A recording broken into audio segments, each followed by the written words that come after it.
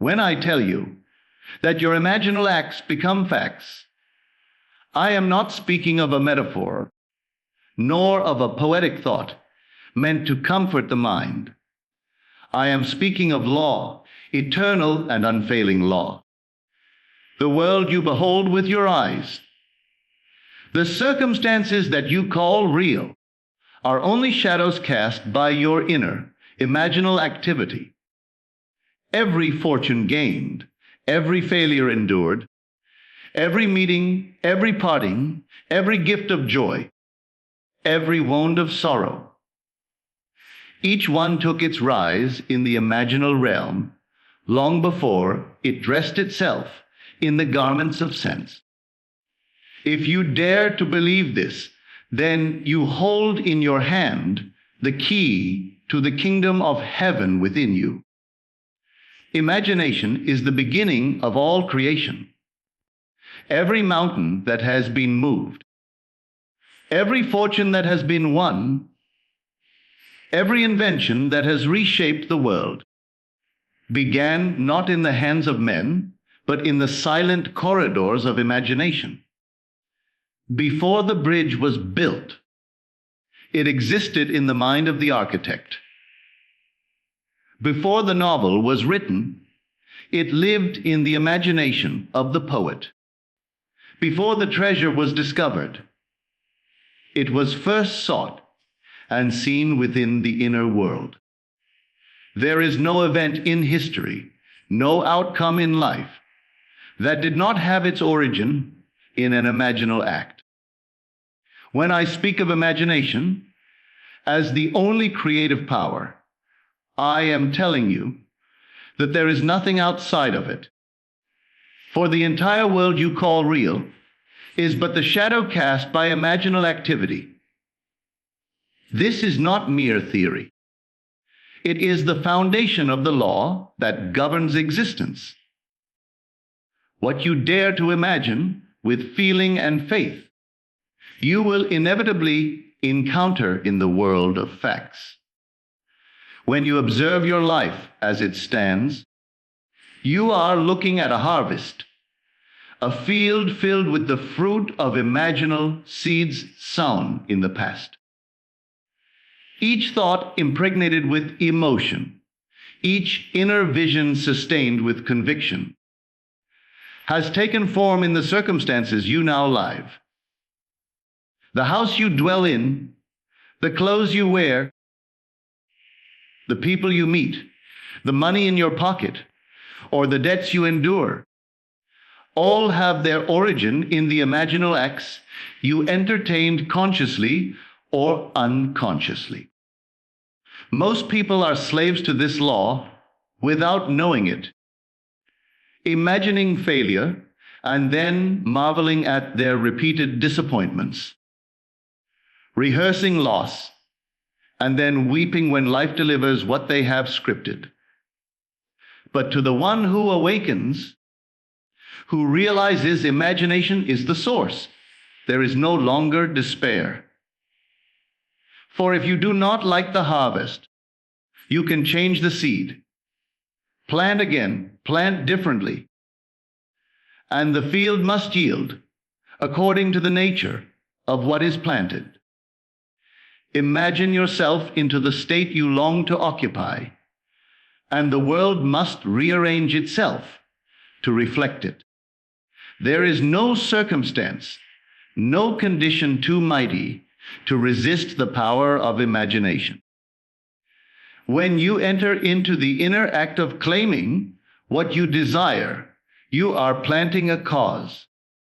The world of fact must follow that cause with unfailing certainty. Imagination does not concern itself with obstacles. It concerns itself only with states. The state you inhabit inwardly is the only reality, and the external world is compelled to mirror that state. If you desire wealth, then imagine the joy of already being wealthy. If you seek companionship, then enter into the feeling of already being loved.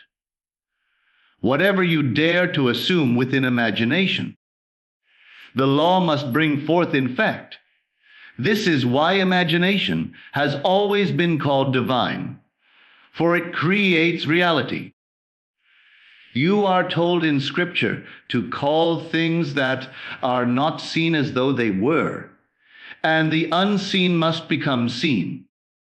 The command is not addressed to some distant deity. It is addressed to you, for your imagination is God in action. When you imagine, you are exercising the only creative power that exists. The unseen imaginal act is the seed, and the visible world is simply the field where the seed matures. Once you know this, you can no longer treat imagination lightly. Every idle vision, every careless picture held in the mind is a seed that will one day bear fruit. It is therefore your solemn duty to choose wisely the imaginal acts you entertain, for they will surely become the facts of your life. Yet knowing that imagination is the creative power is not enough. One must learn persistence. For the imaginal act is like a seed that requires time to take root and grow. The world does not change because of one fleeting moment of fantasy. It changes because you persist in the assumption until it becomes natural to you, until it sinks into the depths of your being and impresses itself upon the subconscious. The subconscious is the womb of creation, and it does not question the truth or falsehood of what it receives. It accepts what is impressed upon it and gives it form. But impressions are made not by fleeting wishes, but by sustained assumptions, by imaginal acts that are repeated and dwelt upon until they harden into fact. Consider how many times a man imagines wealth for a moment, only to immediately cancel it by rehearsing lack, by speaking inwardly of bills he cannot pay, by dwelling on fears of poverty. His moment of imagining reaches is powerless against the torrent of habitual, imaginal acts of lack. The law responds not to what you wish for, but to what you persist in imagining. Your world is not shaped by your passing daydreams. It is shaped by your dominant state. This is why persistence is the golden key. Hold fast to the imaginal act of your wish fulfilled. Refuse to allow contrary appearances to shake you, no matter what your senses report. Return again and again to the inner vision until it feels more natural than the outer facts. You must understand that facts are shadows, and shadows cannot resist the light of a new imaginal act. When you persist in the feeling of already being what you desire to be, the shadows must eventually give way to reflect that new cause. You cannot dwell in the state of poverty inwardly and hope to meet wealth outwardly.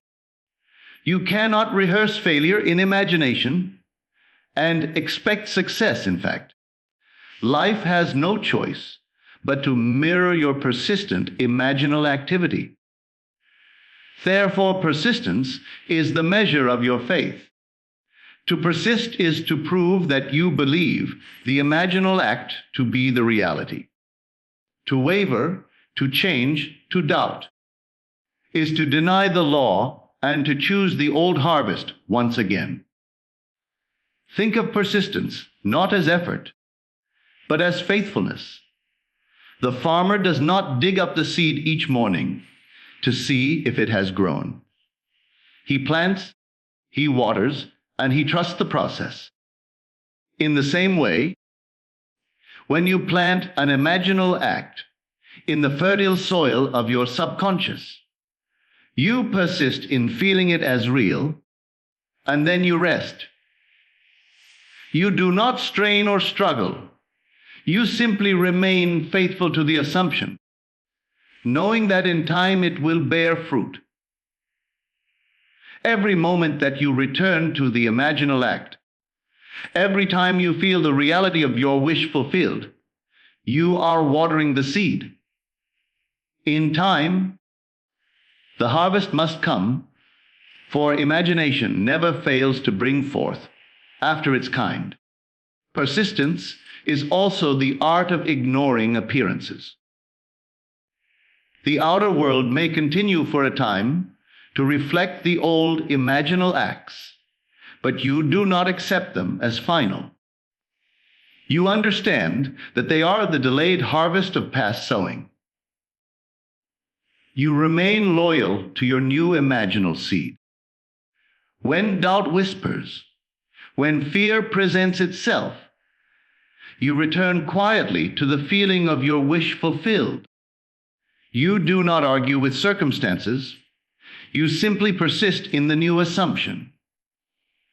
And as you persist, the old fades away and the new takes its place.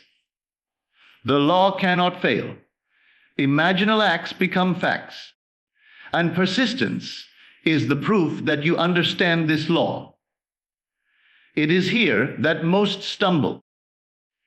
They expect instant change, and when it does not appear immediately, they abandon the imaginal act.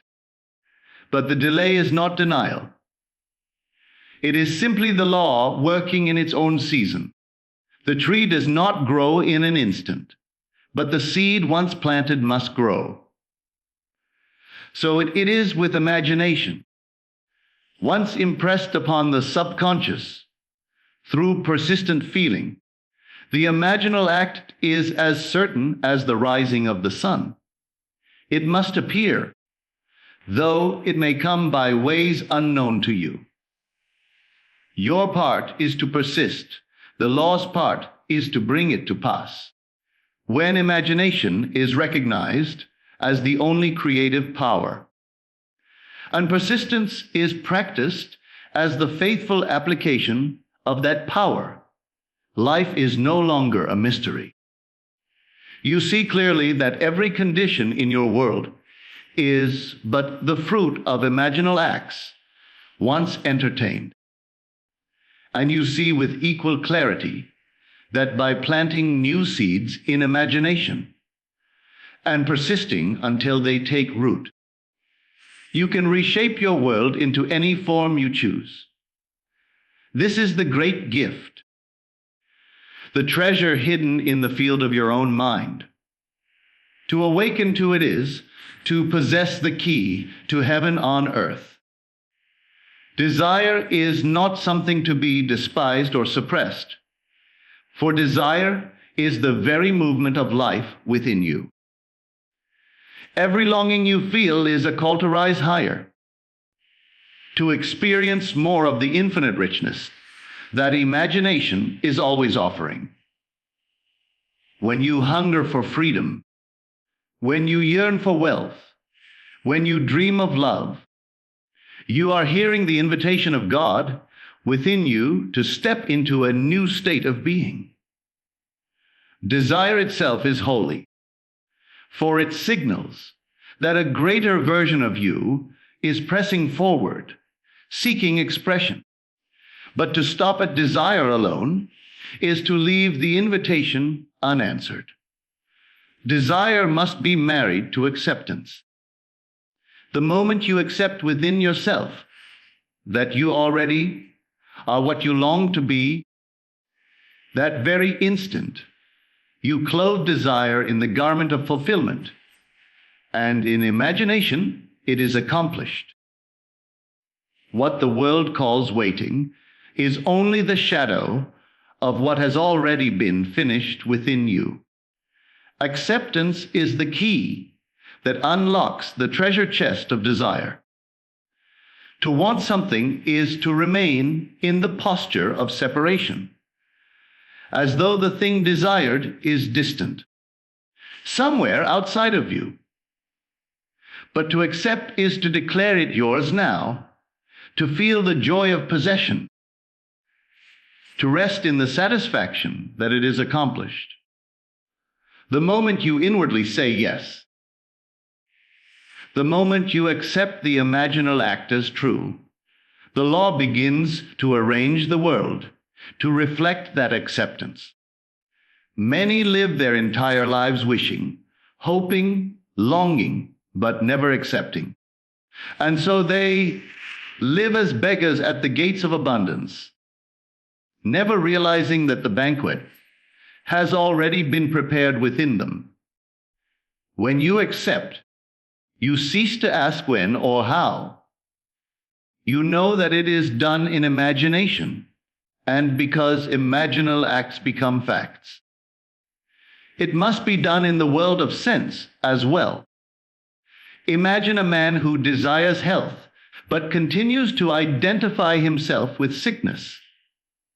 He prays for healing, but he walks, speaks, and thinks as a sick man. His desire is never married to acceptance. So the law cannot fulfill it. Contrast him with another, who, though his body still shows signs of illness, accepts within himself the state of health. He feels the joy of being whole. He imagines the vigor of strength. And he walks inwardly in the assurance that it is so. In time, the body must conform to this inner acceptance.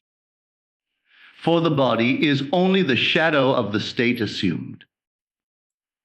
The difference lies not in the intensity of desire, but in the willingness to accept it as already real in imagination. Acceptance requires boldness, for it dares to claim what the senses deny. It requires faith, for it rests in what cannot yet be touched or seen.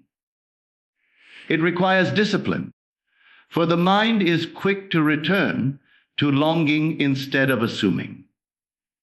Yet when you truly accept, you release the burden of striving. You no longer grasp or beg. You walk as though you already possess.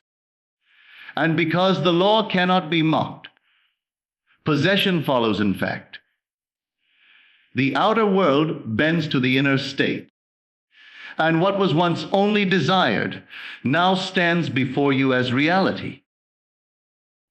The union of desire and acceptance is the secret marriage of heaven and earth, the joining of the invisible with the visible, the unseen with the seen. Without acceptance, desire remains barren. With acceptance, desire is fruitful, and life unfolds its abundance. But acceptance is not merely an isolated act. It is a living state of consciousness. To accept is to dwell in the feeling that the wish is already fulfilled. This dwelling is maintained and deepened through the constant discipline of inner speech. Your inner conversations are the true measure of your acceptance, for they reveal what you really believe. Many will speak positively outwardly, while inwardly rehearsing fear, doubt, and limitation. They may tell others they believe in abundance, but in the privacy of their own mind, they worry about lack. They argue with imagined obstacles. They relive failures. And because imagination is the only creative power, these hidden dialogues are the seeds from which their world is formed. Inner speech is not idle chatter. It is the creative word, the logos, through which all things are made. Listen carefully to what you say inwardly, for it is writing the script of your life. What are you telling yourself about money? Do you continually hear yourself saying there is never enough, that wealth belongs to others but not to you. Then do not be surprised when the world echoes those very words back to you in fact. What are you telling yourself about love? Do you silently say that you are always rejected, always alone? Then life must mirror that inner conversation. The law is impartial. It does not ask whether your words are pleasant or unpleasant, whether they serve or destroy. It simply brings forth what is spoken inwardly. The world outside is but the great stage upon which the drama of your inner speech is played. To transform your world, you must transform your inner dialogue. Begin to fill your inner speech with tones of triumph, with words of gratitude, with feelings of possession. If you seek wealth, hear yourself inwardly giving thanks for abundance. If you long for companionship, hear the voice of your beloved calling your name with affection. If you desire success, rehearse inwardly the words of congratulation spoken to you by others. This is not fanciful play. It is the act of creation.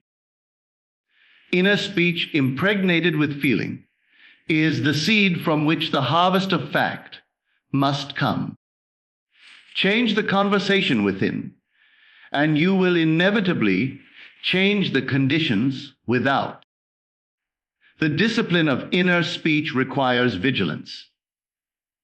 The mind, left to itself, tends to repeat old patterns, to wander back into familiar complaints and fears. You must therefore take hold of your inner words and direct them toward your chosen end.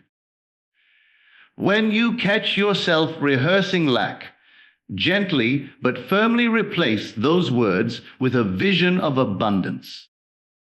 When you notice yourself speaking inwardly of rejection or failure, stop and supply the words of love and victory instead.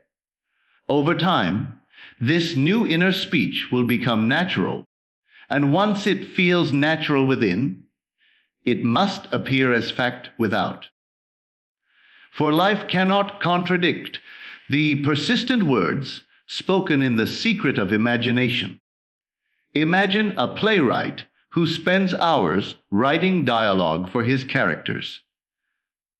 Once the words are written, the actors must speak them on stage, and the audience hears the drama unfold. In the same way, your inner speech is the script of your life, and the world is the stage upon which it is performed. You cannot write tragedy within and expect comedy without. You cannot write poverty within and expect riches without. The words you speak inwardly are binding upon reality, for they are the imaginal acts that become facts. To discipline your inner speech is to seize the pen of destiny and write the script of the life you choose to live. When desire and acceptance unite, and when inner speech is brought under discipline, life becomes a deliberate act of creation. No longer do you drift as a victim of circumstance. You become the master of circumstance, shaping reality by the imaginal acts you choose to persist in. You discover that the world is plastic to imagination, yielding itself to every assumption, clothed in feeling and word. You cease to beg, you cease to fear, you cease to wonder how. Instead, you accept, you persist, and you discipline your inner conversation, knowing that in due season, what you have sound must appear. For imaginal acts become facts, and the inner word is always made flesh. As night approaches and the body prepares for rest, there is a sacred moment in which the mind relaxes its grip upon the outer world and drifts toward the depths of the subconscious.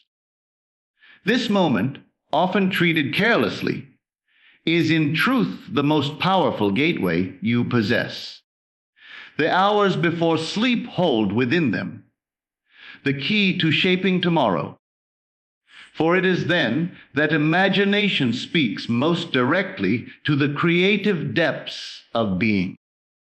What you take into sleep is impressed upon the subconscious with extraordinary potency, and the subconscious, knowing no distinction between reality and assumption, accepts the impression as fact and moves all of life to bring it forth.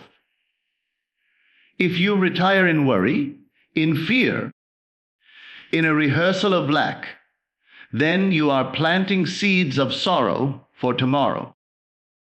But if you fall asleep in the joy of the wish fulfilled, if you drift into slumber clothed in the feeling of already having, then you are sowing seeds of triumph that must blossom in the days to come. The art of using imagination before sleep is simple, yet its power is immeasurable. As you lie upon your bed, let go of the cares of the day and gently assume the state of the fulfilled desire. Do not merely think of it as a possibility, but feel it as though it were your present reality.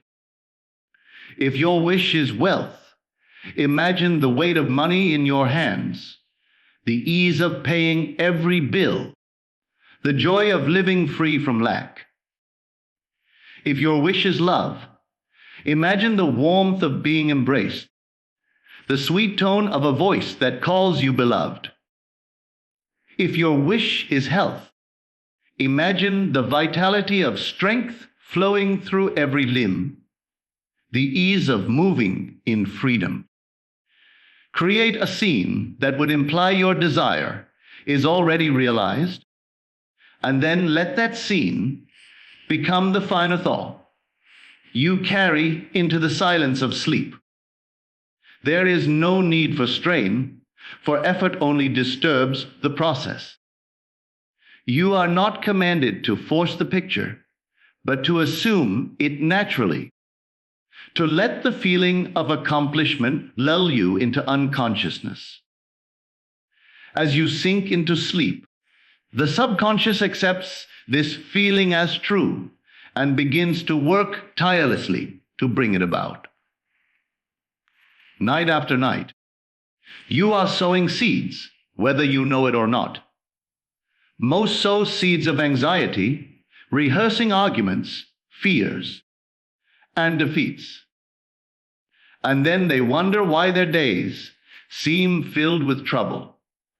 But when you take deliberate control, when you make your bed the altar of creation, you reverse the process.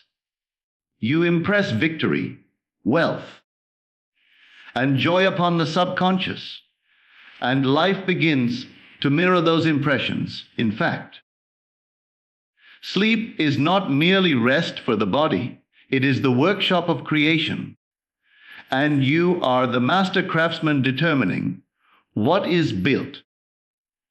This nightly practice is the most direct way to saturate the subconscious with the state you choose. In the silence before sleep, the conscious mind grows quiet, and the line between imagination and reality blurs. What you imagine in that twilight state is taken as reality by the subconscious, and once accepted, it must express itself in the outer world. This is why it is said that you become what you contemplate in the silence of night. If you use this time wisely, shaping your inner world with scenes of fulfillment, you will awaken each day to find outer circumstances bending in your favor, events unfolding as though by divine orchestration.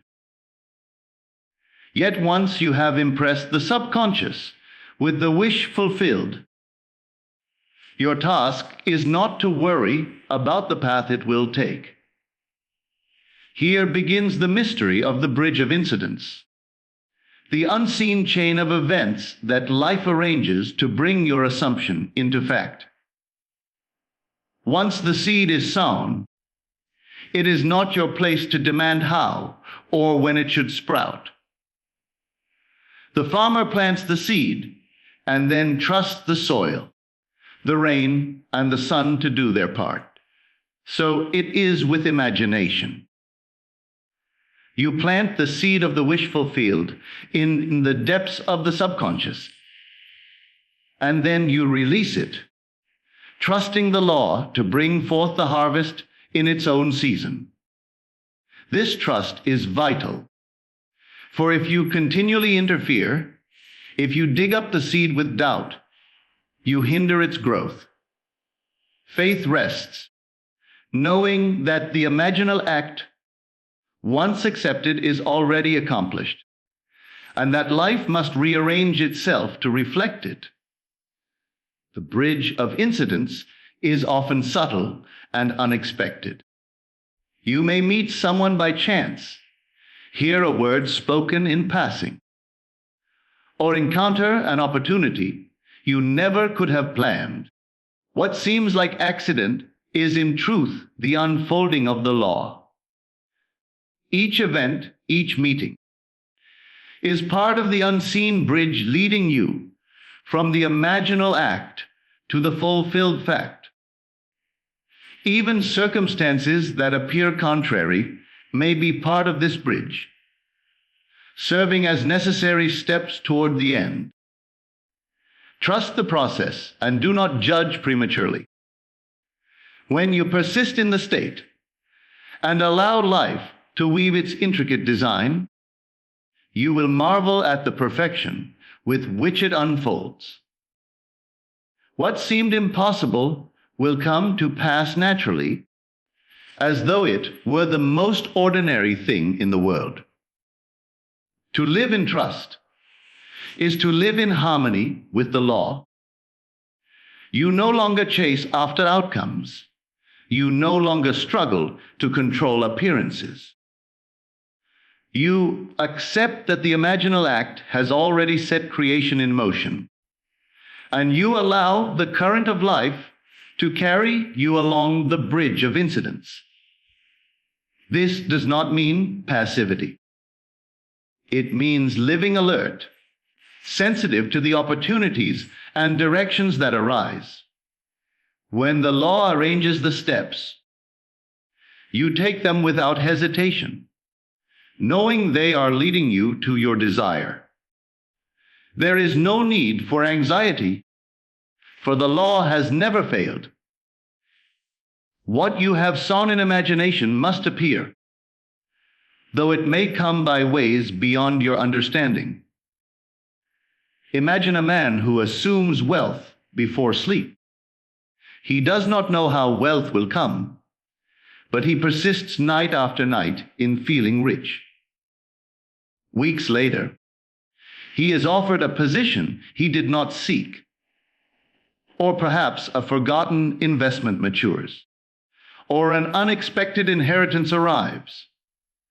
To the outer eye, these may appear as coincidences, but to the one who understands the law, they are the bridge of incidents leading from assumption to fact. The man did not need to know the path, he only needed to persist in the state. The law arranged the details. This is the secret of effortless creation: to sow in imagination, to rest in faith, and to walk across the bridge as it appears. Consider also how often people destroy their own bridge by doubting, by attempting to force events, by despairing when appearances contradict their assumption. They imagine their desire fulfilled at night, but by day they rehearse fear and defeat. They plant a seed and then dig it up with anxious hands. The law cannot operate under such contradiction. But when you remain faithful, when you trust the unseen bridge, the law fulfills its promise. Life will surprise you with its wisdom, bringing about your desire in ways that reveal both the certainty of the law and the generosity of imagination. In this way, you come to see that your part is simple and profound. You dare to assume the state of the wish fulfilled, especially as you drift into the sacred silence of sleep. You persist in that state with trust, refusing to yield to appearances. And then you live in confidence, knowing that life itself will construct the bridge of incidents to carry you from the unseen to the seen. You are relieved of the burden of how and when. You walk in faith, knowing it is already done. This is the life of the awakened one, the life of the Creator, who knows that imagination, once accepted, must harden into fact. When you practice this nightly, when you discipline yourself to plant seeds of fulfillment before you surrender to sleep, and when you trust the law to build the bridge, you will find that creation becomes effortless. Life ceases to be a struggle and instead becomes a continual unfolding of fulfilled desires.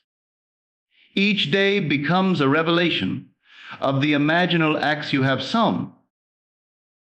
Each encounter a step upon the bridge, designed by the wisdom of the law. You come to see that nothing is impossible, for imagination knows no limits. And once impressed upon the subconscious, no power in the world can prevent its expression. So each night, remember that you are not merely falling asleep. You are entering the workshop of creation, where imagination impresses itself upon the subconscious and sets the law into motion. Choose carefully what you take into sleep, for it will shape the world you awaken to. And once you have sown the seed, trust the unseen bridge to carry you to its fulfillment. For imaginal acts become facts, and the bridge of incidents is the faithful servant of your assumption, guiding you step by step until your desire stands complete before your eyes.